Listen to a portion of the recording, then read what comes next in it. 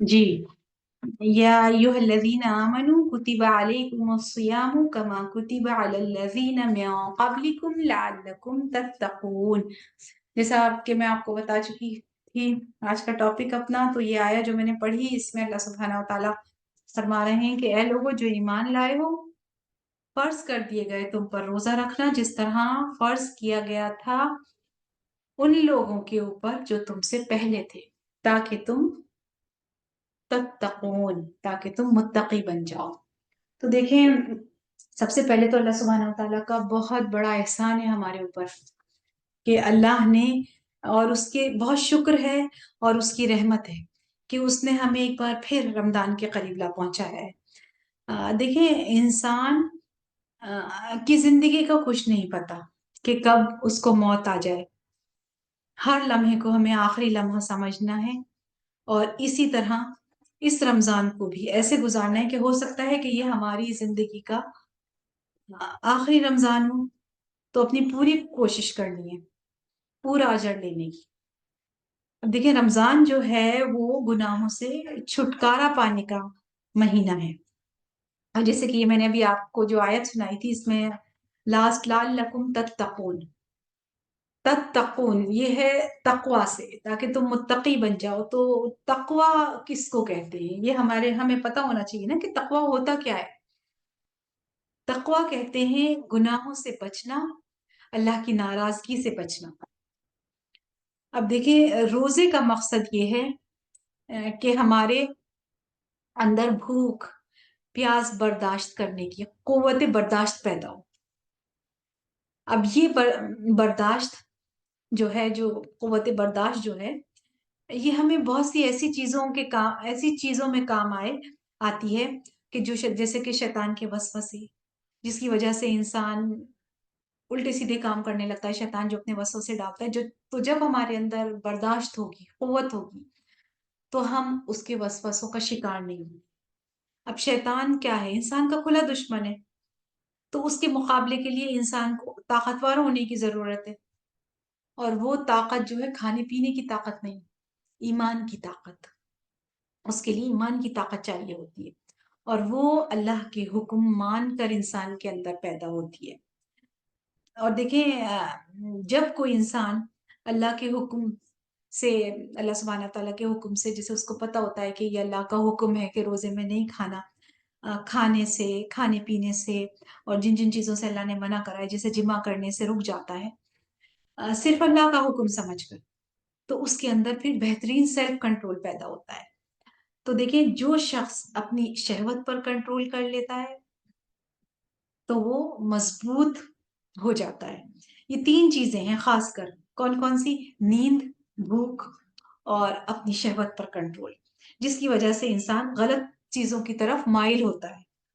اور اگر انہی تینوں چیزوں پر اس نے اپنا کنٹرول کر لیا تو اس کے لیے بہت سے خیر کے دروازے پھر کھل جاتے ہیں۔ تو روزہ جو ہے وہ ہمیں اسی کی ٹریننگ دیتا ہے۔ کس چیز کی ٹریننگ دیتا ہے؟ سیلف کنٹرول کی۔ تو دیکھیں، سب سے پہلے تو میں روزے کا ہی آپ کو اب بتاتی ہوں کہ روزے کو عربی میں صوم کہتے ہیں، ٹھیک ہے؟ تو صوم کا معنی کیا ہوتا ہے؟ صوم کا معنی ہوتا ہے رک جانا۔ اب کس چیز سے رک جانا؟ کھانے پینے سے اور جسمانی تعلقات سے۔ پھر دیکھیں کتنی دیر کے لیے رکنا، تو اس کا بھی اللہ سبحانہ وتعالیٰ نے ہمیں قرآن میں بتا دیا۔ سورہ البقرہ کی آیہ نمبر ہے، آپ دیکھیے گا 187 ہے، تو اس میں اللہ سبحانہ وتعالیٰ نے بتا دیا کہ فجر سے لے کر اور مغرب تک، یہ سحری سے لے کر افطار تک۔ اب دیکھیں، رات کا جو وقت ہے، رات کے وقت میں اللہ تعالیٰ نے ان چیزوں کی اجازت دے دی ہے۔ صرف روکا کس وقت ہے؟ سحری سے افطار تک۔ اس کے بعد جو حلال کام ہے وہ کرنے کو کہہ دیا۔ تو روزے کے ساتھ ساتھ کچھ پھر آپ دیکھیں اخلاقی جو ہیں پابندیاں بھی ہمیں کرنی پڑتی ہیں۔ روزہ صرف بھوک پیاس کنٹرول کر لی ہم نے، اپنی شہوت پہ کنٹرول کر لی، لیکن اس کے ساتھ ساتھ اور چیزوں پہ بھی کنٹرول کرنی ہے، جیسے اخلاقی کچھ باتیں۔ صرف کھانے پینے کا روزہ ہی نہیں رکھنا ہے، ہمیں اپنی زبان کا بھی روزہ رکھنا ہے کہ زبان سے ہم ایسی باتیں نہ نکالیں جو اللہ سبحانہ تعالیٰ کو پسند نہیں ہے۔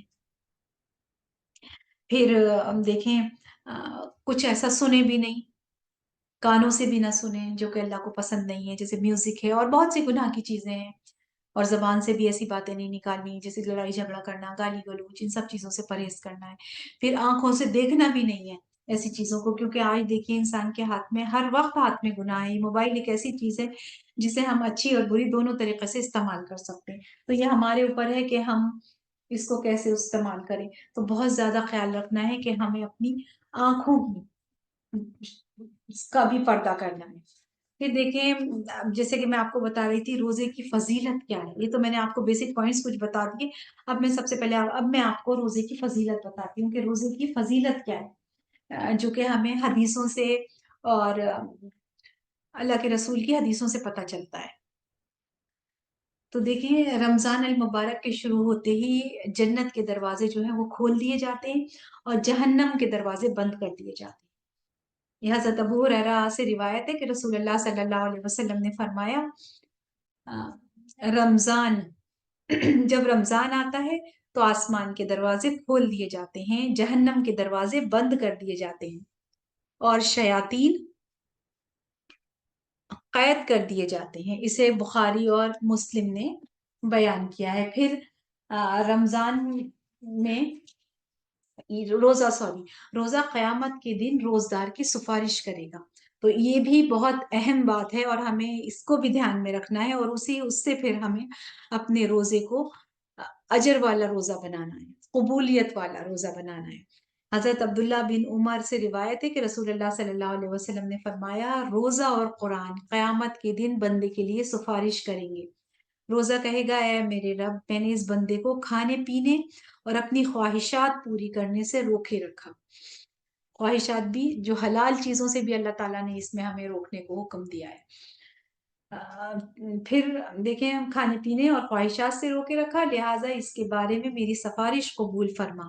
قرآن کہے گا اے میرے رب، میں نے اس بندے کو رات کے قیام کے لیے سونے سے روکے رکھا، لہٰذا اس کے بارے میں میری سفارش قبول فرما۔ چنانچہ دونوں کی سفارش قبول کی جائے۔ اسے احمد اور طبرانی، یہ حدیث احمد اور طبرانی سے ہے۔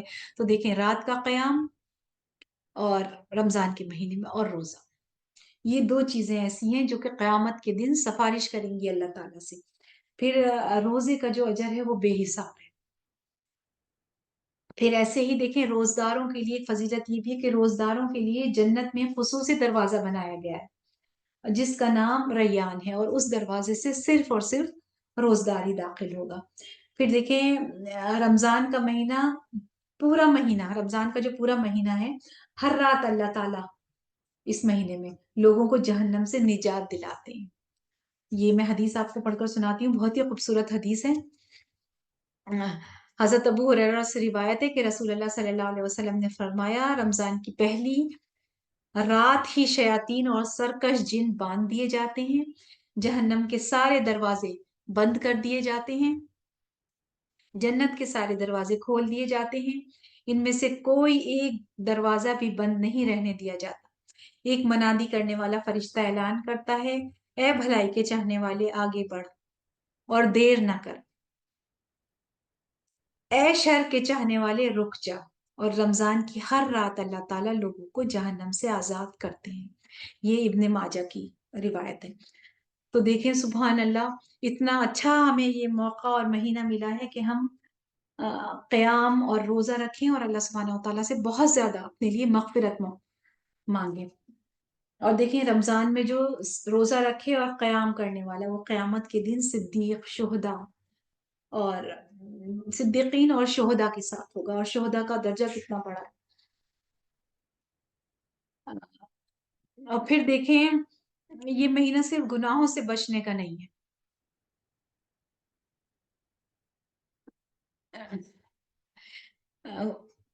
دیکھیں جسے ہم گناہوں سے جس طرح بچتے ہیں اسی طرح نیکیاں کرنے کا بھی ہے۔ سب سے بڑی نیکی تو خود یہ ہے کہ روزہ رکھنا ہے، کیونکہ دیکھیں اگر کوئی سارے کام رمضان کے مہینے میں کر رہا ہے، صدقہ بھی دے رہا ہے، عمرہ بھی کر رہا ہے اور روزے بھی، رکھ رہا ہے، سوری، عمرہ بھی کر رہا ہے، صدقات بھی کر رہا ہے، لیکن روزہ نہیں رکھ رہا ہے، اور وہ یہ کہتا ہے کہ مجھ سے تو بھوک برداشت نہیں ہوتی، یا مجھ سے اپنی خواہشات پہ کنٹرول نہیں ہوتا، تو روزہ میں نہیں رکھ سکتا، یہ میرے لیے بہت مشکل ہے۔ تو دیکھیں، روزہ جو ہے یہ ایک فرضی عبادت ہے، چاہے انسان اس میں نفلی کتنے بھی کام کر لے، تو اس کی نفلی عبادات کا کچھ فائدہ نہیں رہتا اگر فرض پورا نہ کرے۔ نفل عبادت فرض کا درجہ نہیں لے سکتی۔ روزہ جو ہے وہ فرض عبادت ہے۔ اسلام کے جو 5 ستون ہیں، اسلام کے جو 5 پلرز آف اسلام ہیں، ان میں سے روزہ ایک ہے، جیسے شہادہ، نماز، حج، زکوٰۃ، اور 5واں روزہ ہے۔ تو روزہ جو ہے ایک ارکان میں سے ہے۔ تو جو انسان جان بوجھ کر روزہ چھوڑے تو وہ اللہ تعالیٰ کا نافرمان ہے اور کبیرہ گناہ کا مرتکب ہے۔ اس میں ہماری کوئی مرضی نہیں ہے، صرف اس کے لیے جو کہ بیمار ہو یا سفر پر ہو، اس کے لیے تو عذر ہے۔ دیکھیں، روزہ اگر کسی بیماری یا سفر کی وجہ سے قضا ہو جائے تو اس کی قضا رکھنی ہے، اس کا قضا پورا کرنا ہے، اور وہ لازم ہے۔ ہم دیکھتے ہیں کہ حضرت عائشہ رضی اللہ عنہ کہتی ہیں کہ رمضان سے پہلے اپنے پچھلے روزے جو وہ قضا جو پچھلے چھٹے ہوئے ہوتے تھے، وہ ان کے قضا پورے کر لیتی تھی۔ آپ دیکھیں، بعض وقت ایسا ہوتا ہے کہ رمضان کے بعد عادت ہوتی ہے انسان کی، رمضان کے روزے رکھے ہوتے ہیں تو فوراً ہی عید کے بعد رکھنا شروع کر دیتے ہیں اپنے چھٹے ہوئے۔ تو اگر کبھی ایسا ہو کسی وجہ سے نہ رکھ پائیں تو انہیں اگلے رمضان آنے سے پہلے پہلے انہیں پورا کر لینا ہے۔ پھر دیکھیں، ہمیں یہ پتا ہونا چاہیے کہ روزہ فرض کب ہوتا ہے، ٹھیک ہے نا؟ ہمارے علم میں ہونا چاہیے، ہر انسان کو اس بات کی نالج ہونی چاہیے کہ روزے کی فرضیت کب ہوتی ہے۔ آپ دیکھیں، بچیاں کو جب پیریڈس یا مینسز شروع ہو جاتے ہیں، یعنی چاہے وہ 9 سال کی عمر میں ہو، 10 میں ہو، یا 15 کی میں ہو، تب سے ہی وہ بالغ ہو جاتی ہیں اور روزے ان پر فرض ہو گئے۔ اگر کسی وجہ سے بھول چوک ہوئی ہے یا غلطی ہو گئی، نہیں دماغ میں رہا، یا نہیں علم نہیں تھا اس بات کا کہ روزے نہیں رکھے بچیوں نے، تو بعد میں انہیں حکم دیں، اپنی اپنی اولادیں سب کی ہوں گی بیٹیاں، تو انشاءاللہ انہیں بتائیں کہ نہیں، روزے پورے کرنے ہیں، اور ان سے پورے کروائیں، ان کو بس تعلیم دیں اس بات کی۔ اسی طرح بعض لوگوں کو احساس نہیں ہوتا یا فرضیت کا خیال نہیں ہوتا، اور خاص طور پر لیڈیز، خصوصاً جو روزے چھوٹے ہیں مینسز کی وجہ سے، تو دیکھا گیا ہے کہ وہ قضا نہیں رکھتی اور کہتی ہیں کہ یہ تو اللہ کی طرف سے تھا، ہم نے جان بوجھ کر تھوڑی چھوڑا ہے۔ آپ دیکھیں، بیماری بھی تو اللہ کی طرف سے ہوتی ہے، لیکن جو فرض ہے وہ فرض ہے۔ ہمیں اس بات کی اہمیت کا اندازہ ہونا چاہیے کہ کسی بھی قیمت پر فرض نہیں چھوڑا جا سکتا۔ اگر مجبوری یا عذر کی وجہ سے چھوڑا ہے تو اس کی قضا لازم ہے کیونکہ روزے کے بارے میں بھی سوال ہوگا۔ اگر پہلے چھٹے ہوئے ہیں اور قضا نہیں کیے ہیں تو اب ہر مہینے تھوڑے تھوڑے کر کر انہیں پورا کر لیں۔ دیکھیں، روزہ ایسی عبادت ہے جو اللہ اور بندے کے بیچ میں ہے۔ اللہ تعالیٰ فرماتے ہیں کہ روزہ میرے لیے ہے اور اس کا اجر بھی میں ہی دوں گا، حالانکہ ہر چیز کا، ہر نیکی کا اجر اللہ سبحانہ تعالیٰ ہی دیں گے۔ سوری، لیکن اس کا مطلب یہ ہے کہ باقی جو نیکیاں ہیں ان کا، جیسے اور جو انسان جیسی بھی نیکیاں کرتا ہے، جو ان کی جزا بتائی گئی ہے، وہ یہ اس طرح جسے ہمیں حدیثوں سے اور قرآن سے پتہ چلتی ہے کہ یہ ہے کہ کہیں پر اللہ تعالیٰ نے ایک کے بدلے کوئی کسی نیکی کا بدلہ 10 اجر بتایا ہے کہ وہ اس کے بدلے 10 کا اجر ملے گا، کسی کا 70 ہے، کسی کا 100 ہے، اور یہاں تک بھی آتا ہے کہ 700 تک کی بھی مطلب بات کی گئی ہے۔ لیکن روزے کی کتنی جزا ہے، کتنی گنا اس کا ہمیں ثواب ملے گا، یا کتنا ہمیں ثواب اس کا حاصل ہوگا، یہ دیکھیں، یہ قیامت کے دن ہی پتہ چلے گا کہ اللہ تعالیٰ اس کا کتنا بڑا اجر دیں گے۔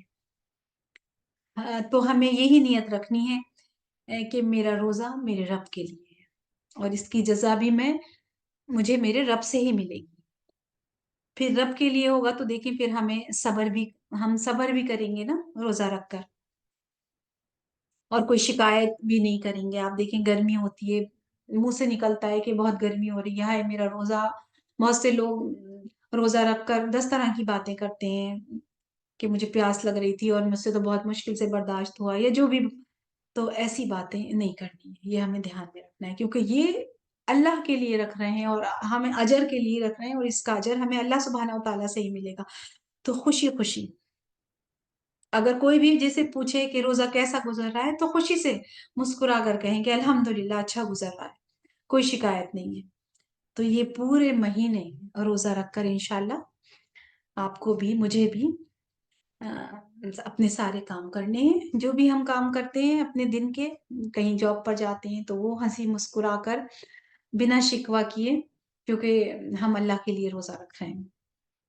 اب دیکھیں پھر کچھ ایسے کام ہیں جو روزے کی حالت میں نہیں کرنے چاہیے, جن کے کرنے سے روزہ خراب ہو جاتا ہے, جیسے غیبت کرنا, جھوٹ بولنا, گالیاں دینا, لڑائی جھگڑے کرنا. تو انہیں میں ہم حدیث سے دیکھتے ہیں,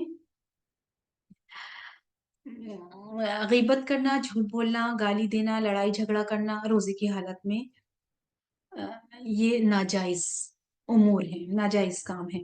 حضرت ابو ہریرہ سے روایت ہے کہ رسول اللہ صلی اللہ علیہ وسلم نے فرمایا, جو شخص روزہ رکھ کر جھوٹ بولنا, اس پر عمل کرنا ترک نہ کرے تو اللہ تعالیٰ کو اس بات کی کوئی حاجت نہیں کہ وہ کھانا پینا چھوڑ دے. دیکھیں اسے بخاری نے روایت کیا ہے. اب دیکھیں جس طرح کوئی چیز کھانے سے روزے کو نقصان پہنچتا ہے, اسی طرح غلط باتیں کرنے سے, جن میں خاص طور پر جھوٹ, گالی, لڑائی جھگڑا, دوسروں کی باتیں کرنا, غیبت کرنا, تو وہ انسان کے روزے کو نقصان دیتا ہے. تو ان تمام کاموں سے ہمیں بچنا ہے. پھر دیکھیں کچھ اور چیزیں بھی ہیں جو روزے کی حالت میں انسان کے روزے کو نقصان دیتی ہیں. تو اس بارے میں حدیث کے ساتھ آپ کو شیئر کرتی ہوں کہ جو روزدار اپنی شہوت پر قابو نہ رکھتا ہو, اس کے لیے بیوی سے بغلگیر ہونا یا بوسہ لینا جائز نہیں ہے. تو حضرت عائشہ فرماتی ہیں کہ اللہ کے رسول صلی اللہ علیہ وسلم روزے کی حالت میں بوسہ لیتے اور بغلگیر ہوتے, لیکن وہ اپنی شہوت پر سب سے زیادہ قابو پانے والے تھے.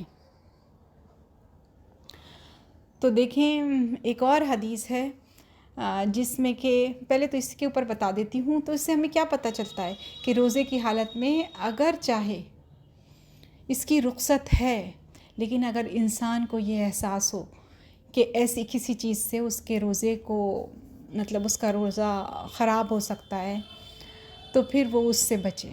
کیونکہ یہاں حضرت عائشہ فرماتی ہیں کہ نبی صلی اللہ علیہ وسلم سب سے زیادہ اپنی شہوت پر قابو پانے والے تھے. پھر اسی سے ریلیٹڈ دیکھیں ایک اور حدیث ہے جس سے ہمیں کھل کر پتہ چل جائے گا. اس میں حضرت ابو ہریرہ سے روایت ہے کہ ایک آدمی نبی اکرم صلی اللہ علیہ وسلم سے روزے کی حالت میں بیوی سے بغلگیر ہونے کے بارے میں سوال کیا. اس آدمی نے روزے کی حالت میں بیوی سے بغلگیر ہونے کے بارے میں سوال کیا, تو نبی اکرم صلی اللہ علیہ وسلم نے اسے اجازت دے دی. پھر ایک اور آدمی آیا اور اس نے وہی سوال پوچھا, تو نبی اکرم صلی اللہ علیہ وسلم نے اسے منع فرما دیا. ابو ہریرہ کہتے ہیں جس کو نبی اکرم نے اجازت دی وہ بوڑھا تھا, اور جسے نبی اکرم صلی اللہ علیہ وسلم نے منع فرمایا وہ جوان تھا. اسے ابو داؤد نے روایت کیا ہے. تو دیکھیں پھر دونوں حدیثوں سے پتہ چلتا ہے کہ اصل چیز روزے کی حرمت کا لحاظ رکھنا ہے, یعنی روزے کی حفاظت کرنا ہے. پھر کچھ اور ایسے کام ہیں جو روزے کو فاسد کر دیتے ہیں یا توڑ دیتے ہیں. تو دیکھیں روزے کے دوران یعنی روزے کی حالت میں جمع کرنے سے روزہ باطل ہو جاتا ہے, اور اس کا کفارہ بھی ہے اور اس کی قضا بھی ہے. روزے کا کفارہ ہے ایک غلام آزاد کرنا ہے, یا 2 ماہ کے مسلسل روزے رکھنا ہے, یا 60 محتاجوں کو کھانا کھلانا ہے. اب دیکھیں یہ حدیث سے میں آپ کو انشاءاللہ اس کو بتاتی ہوں کہ حضرت ابو ہریرہ سے روایت ہے کہ رسول اللہ صلی اللہ علیہ وسلم کے حضرت ابو ہریرہ سے روایت ہے کہ ہم نبی اکرم صلی اللہ علیہ وسلم کے پاس بیٹھے تھے کہ ایک صحابی آئے اور کہنے لگے یا رسول اللہ صلی اللہ علیہ وسلم میں ہلاک ہو گیا. تو نبی اکرم نے پوچھا کیا بات ہے؟ اس نے کہا میں روزے کی حالت میں بیوی سے صحبت کر بیٹھا ہوں. رسول اللہ صلی اللہ علیہ وسلم نے پوچھا کیا تو یہ غلام آزاد کر سکتا ہے؟ اس نے کہا نہیں. نبی اکرم نے پھر دریافت کیا کیا 2 ماہ کے مسلسل روزے رکھ سکتے ہو؟ اس نے عرض کیا نہیں. پھر نبی اکرم صلی اللہ علیہ وسلم نے پھر پوچھا کیا تم 60 مسکینوں کو کھانا کھلا سکتے ہو؟ اس نے عرض کیا نہیں. تم نبی اکرم نے فرمایا اچھا بیٹھ جاؤ. نبی اکرم تھوڑی دیر رکے. ہم ابھی اسی حالت میں بیٹھے تھے کہ نبی اکرم کی خدمت میں ایک کھجور کا عرق لایا گیا. عرق بڑے ٹوکرے کو کہا جاتا ہے. تو نبی اکرم نے فرمایا مسئلہ پوچھنے والا کہاں ہے؟ اس نے عرض کیا میں حاضر ہوں. نبی اکرم نے فرمایا یہ کھجوریں لے لو اور صدقہ کر دو. اس نے عرض کیا یا رسول اللہ کیا صدقہ اپنے سے زیادہ محتاج لوگوں کو دوں؟ واللہ مدینے کی ساری آبادی میں کوئی گھر میرے گھر سے زیادہ محتاج نہیں. رسول اللہ صلی اللہ علیہ وسلم ہنس دیے یہاں تک کہ نبی اکرم کی داڑھیں نظر آنے لگیں اور نبی اکرم نے فرمایا اچھا جاؤ اپنے گھر والوں کو ہی کھلا دو. اب دیکھیں اس میں جو بات پتہ چل رہی ہے وہ یہ ہے کہ انسان بھول چوک کی وجہ سے انسان سے اگر کوئی ایسا گناہ ہو جائے تو اس کا کفارہ ادا کرنا ہے. اور کفارے میں کیا ہے؟ غلام آزاد کرنا. غلام اگر نہیں ہے تو 2 ماہ کے مسلسل روزے 2 مہینوں کے مسلسل روزے. اور اگر کوئی بیمار ہے اور مجبور ہے اور روزے نہیں رکھ سکتا تو پھر وہ 60 مسکینوں کو کھانا کھلائے گا. اور اگر کوئی غریب ہے اور وہ نہیں کر سکتا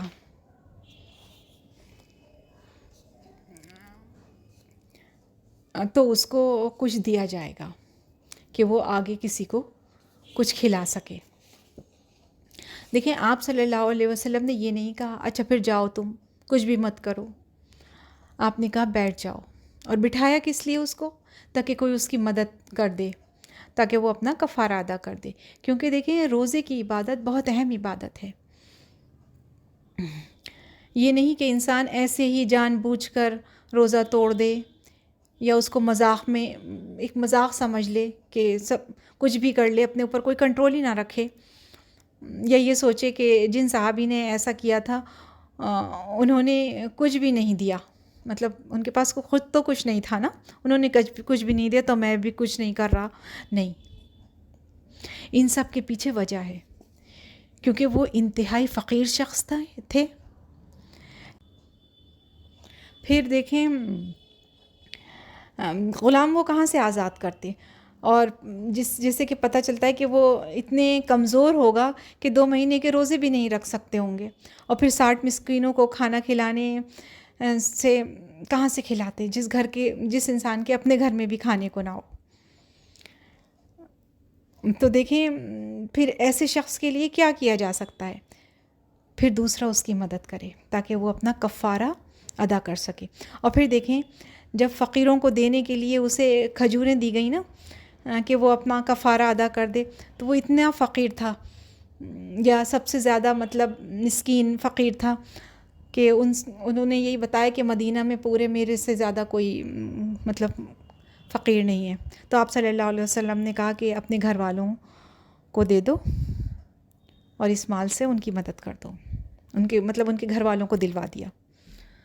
تو ان سب باتوں کو ہمیں بہت زیادہ دھیان میں رکھنا ہے. پھر دیکھیں حیض اور نفاس شروع ہونے سے عورت کا روزہ ٹوٹ جاتا ہے اور اس کی روزے کی قضا ہے لیکن نماز کی قضا نہیں ہے. یہ میں آپ کو ایک اور حدیث سے بتاتی ہوں کہ حضرت ابو سعد خدری کہتے ہیں کہ اللہ کے رسول نے فرمایا کہ ایسا نہیں ہے کہ عورت جب حائضہ ہو جاتی ہے تو نہ تو وہ نماز پڑھ سکتی ہے نہ روزہ رکھ سکتی ہے, اور عورتوں کے دین میں کمی کی یہی وجہ ہے. اسے بخاری نے روایت کیا ہے. اسی طرح حضرت ابو زناد رحم اللہ کہتے ہیں مسنون اور شرعی احکام بعض اوقات رائے کے برعکس ہوتے ہیں لیکن مسلمانوں پر ان احکام کی پیروی کرنا لازم ہے. انہی احکام میں سے ایک یہ بھی ہے کہ حائضہ روزوں کی قضا تو دے لیکن نماز کی قضا نہ دے. تو ہمارے لیے روزوں کی قضا ہے لیکن نماز کی قضا نہیں ہے.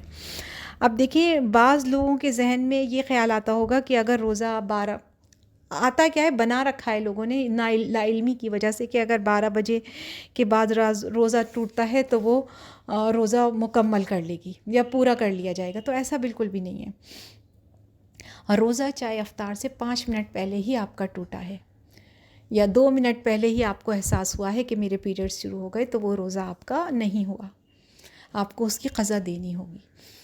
ہاں یہ ہے انشاءاللہ جتنی دیر بھی آپ کا روزہ رہا اس کا انشاءاللہ اللہ سے امید ہے کہ اللہ سبحانہ وتعالیٰ اجر ضرور دے دیں گے۔ اور اگر ایک دفعہ روزہ ختم ہو جائے، مطلب مینسس کی وجہ سے شروع ہو جائیں، تو پھر روزے کی حالت میں پھر رہنا بھی نہیں چاہیے، کچھ نہ کچھ کھا لیں پھر، کیونکہ وہ روزہ تو آپ کا اب ٹوٹ چکا، ختم ہو گیا، تو اس کی قضا آپ کو دینی ہی ہے۔ تو ان سب باتوں کو دھیان میں رکھنا ہے اور اپنے گھر والوں کو بھی بتانا ہے کہ روزہ کن چیزوں سے ٹوٹ جاتا ہے اور بری باتوں سے اور بری کاموں سے بچنا ہے۔ پھر دیکھیں اس کے بعد تھوڑا سا تراویح کے بارے میں تھوڑا سا بریفلی آپ لوگوں کو بتا دیتی ہوں کہ تراویح جو ہے ایک قیام اللیل جو ہے ایک بہت بڑی عبادت ہے، جس کو عام دنوں میں تو اس کو آپ قیام اللیل کہہ دیں یا تہجد کہہ دیں، اور رمضانوں میں اس کو تراویح کہا جاتا ہے۔ تو نماز تراویح جو ہے گزشتہ صغیرہ گناہوں کی مغفرت کا ذریعہ ہے۔ حضرت ابو ہریرہ سے روایت ہے کہ رسول اللہ صلی اللہ علیہ وسلم نے فرمایا، جس نے ایمان کے ساتھ اور ثواب کی نیت سے رمضان میں قیام کیا، اس کے گزشتہ سارے گناہ معاف کر دیے جاتے ہیں۔ تو ہمیں اس امید کے ساتھ اور یقین کے ساتھ اپنی تراویحوں کو پڑھنا ہے کہ اللہ تعالیٰ ہمارے پچھلے سارے گناہوں کو معاف کر دے گا، اور اجر کی امید سے کہ انشاءاللہ ہمیں اجر اللہ تعالیٰ دے گا۔ اور اس میں کنفیوز نہیں ہونا ہے کہ تراویح کیا ہے اور قیام اللیل کیا ہے۔ قیام رمضان میں جو قیام کرتے ہیں یا نماز تراویح، وہ باقی مہینوں میں انہیں تہجد یا قیام اللیل کا وہ دوسرا نام ہے۔ پھر اس کے بعد دیکھیں اپنی سحری اور افطاروں میں بہت زیادہ اپنی دعاؤں کو بڑھائیے گا اللہ تعالیٰ سے بہت زیادہ، کیونکہ ایک اتنا مبارک مہینہ ہے جس میں اللہ تعالیٰ دعاؤں کو قبول کرتا ہے، روزے کی حالت میں بھی اور رات کی حالت میں بھی، رات یعنی قیام اللیل میں، تراویح میں، تو اپنی اور افطار کے وقت بھی، تو اپنے گھر والوں کے لیے ہدایت کی دعا، توحید کی دعا، ایمان پہ رہنے کی، ایمان پہ خاتمے کی دعا کہ اللہ ہمارا خاتمہ ایمان پر کریے گا، بہت اللہ تعالیٰ سے دعائیں کریے گا۔ باقی مسلمانوں کے بھی جہاں مسلمانوں کے ساتھ ظلم ہو رہے ہیں، سب کو اپنی دعاؤں میں بہت یاد رکھیے گا۔ اور چلیں اسی کے ساتھ میں اپنا یہ ختم کرتی ہوں۔ بارک اللہ خیر، جزاک اللہ خیر۔ آپ کے آنے کا، سننے کا اللہ سبحانہ و تعالیٰ ایمان میں اور عمل میں ہم سب کو بڑھائے، اور ہمارے اور میرے اور آپ سب کے آنے کو قبول کرے۔ سبحانک اللہم و بحمدک، اشہد ان لا الہ الا انت، استغفرک و اتوب الیک۔ السلام علیکم ورحمۃ اللہ وبرکاتہ۔